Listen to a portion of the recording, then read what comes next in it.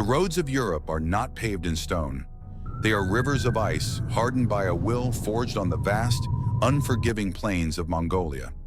Upon these frozen highways rides a new language of war, a symphony of signal flags and kettle drums, conducted to a plan drawn years before the first frontier gate splinters. This is the story of how the thunder, born in the east, finally reached the west. It is a tale of a war machine, a mobile nation of warriors, spies, and administrators, commanded by Batu Khan, grandson of the great Genghis, but orchestrated by the mind of its finest general, Subutai, the aging, peerless strategist who had ridden with the first Khan and now sought to conquer the final horizon. The campaign begins not with a frontal assault, but with the deliberate, methodical removal of a flank guard. In the winter of 1236, the Mongol host descends upon Volga, Bulgaria, a prosperous state of forests and trading towns, guarding the northern approach to the Rus lands. The Bulgars are fierce and have resisted Mongol incursions before, but they have never faced the full calculated weight of the imperial army. Winter, the bane of lesser armies, is the Mongols' greatest ally. Rivers freeze into perfect causeways, marshes harden into galloping fields. Siegecraft, honed over decades of campaigns in China and Persia, is brutally efficient. Mongol engineers and conscripted laborers work in the biting cold, erecting palisades and trebuchets that hurl stone and fire into wooden forts. The Bulgars fight valiantly, but their towns fall one by one. The capital, Bulgar, is sacked and burned, its people scattered or enslaved. The campaign is a chilling prologue. Fast sieges, captured roads, an entire kingdom neutralized while the land itself is a bridge for the next advance. Behind this bloody front line, the machine breathes and organizes. A vast network of relay posts, the YAM, ensures communication across thousands of miles. Herds of remounts follow the armies, guaranteeing every warrior has multiple fresh horses.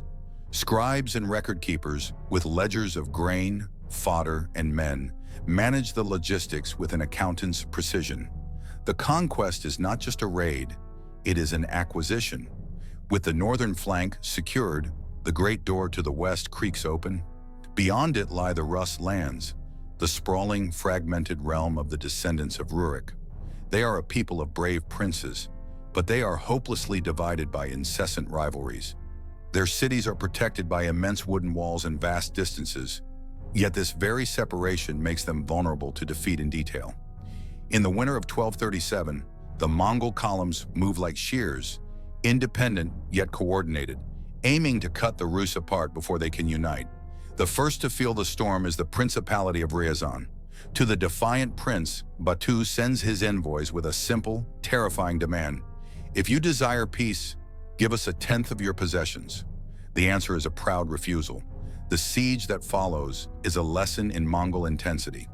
For 6 days, catapults pound the walls relentlessly, while Mongol warriors, protected by a moving screen of shields, fill the moat.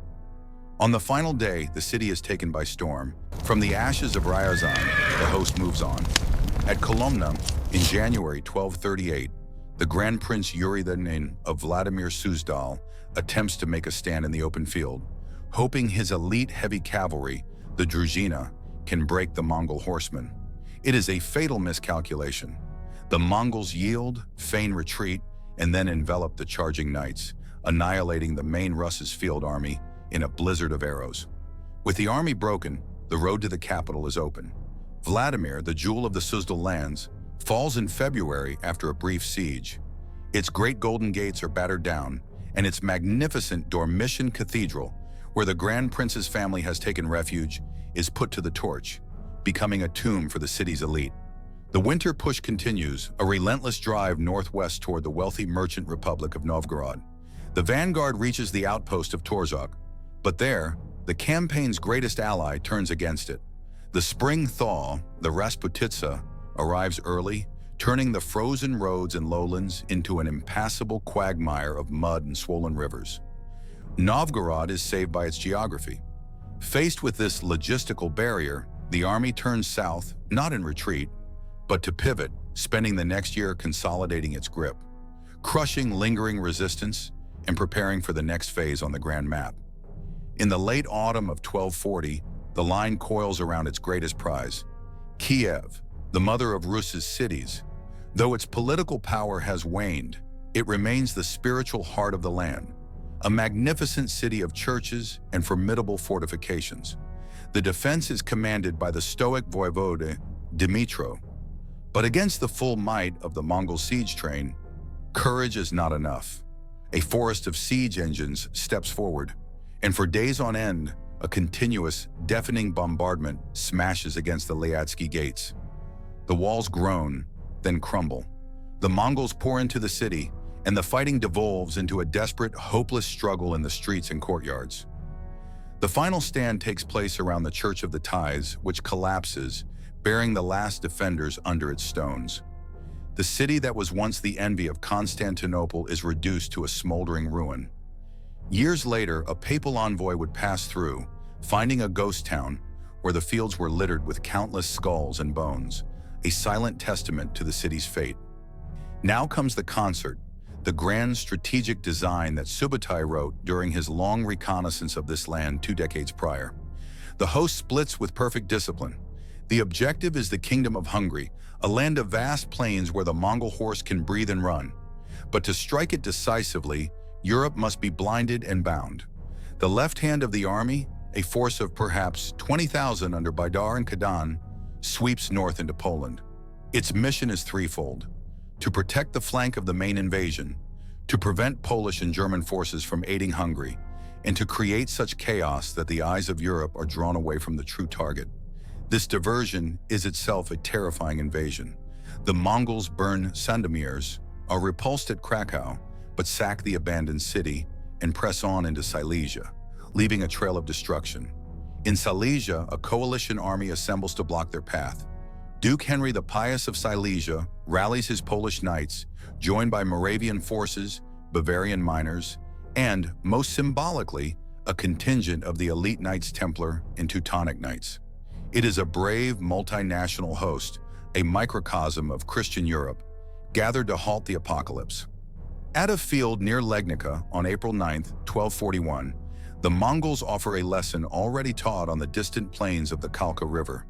As the heavily armored European knights begin their charge, confident in their superior weight and steel, the Mongol center gives way in a feigned retreat. It is a tactic as old as the steppes, and the knights fall for it completely. They charge with valor's compass, straight ahead, convinced they are winning. But as they are drawn out, disorganized and breathless, the trap springs. Other Mongol divisions, hidden by a smokescreen created by burning reeds, emerge from the flanks. The horizon, which a moment before was a clear line of retreat, turns into a storm of arrows from 3 sides. The knights' heavy armor is pierced, their horses shot out from under them. Messages between allied units lag. Formations lose their cohesion and break into pockets of desperate men. The charge becomes a slaughter. Duke Henry is killed attempting to flee, his head paraded on a lance. The northern wing has performed its task with devastating perfection. Europe looks left, horrified and fixated on the Polish disaster. While eyes are on Legnica, Subutai, 2 days later and hundreds of miles to the south, turns the Sajo River into a lethal instrument. The main Mongol force has burst through the Carpathian passes, annihilating a Hungarian army sent to guard them. King Bela IV of Hungary, a ruler at odds with his own powerful barons, has managed to assemble a large army and now camps in a strong position on the west bank of the river, near Mohi. His host is protected by the river to the front and a formidable lager of chained wagons on the flanks, a traditional defense against nomadic armies. A single heavily fortified bridge is the only crossing point. The Hungarians feel secure, almost arrogant. Subutai's plan is one of audacious simplicity and flawless execution. As darkness falls on April 10th, Batu is ordered to begin an assault on the bridge with a small contingent, making a great deal of noise and drawing the full attention of the defenders. While the Hungarians concentrate on this frontal threat, Subutai personally leads the main body of the army on a long, silent march south. Under the cover of night, his engineers begin constructing a pontoon bridge across the river. When the pale light of dawn lifts on April 11th, the Hungarians realize their catastrophic error. Subutai's forces are already across the river and swinging north to envelop their flank. Simultaneously, Batu's division, armed with 7 powerful stone throwers, clears the bridge defenders and storms across.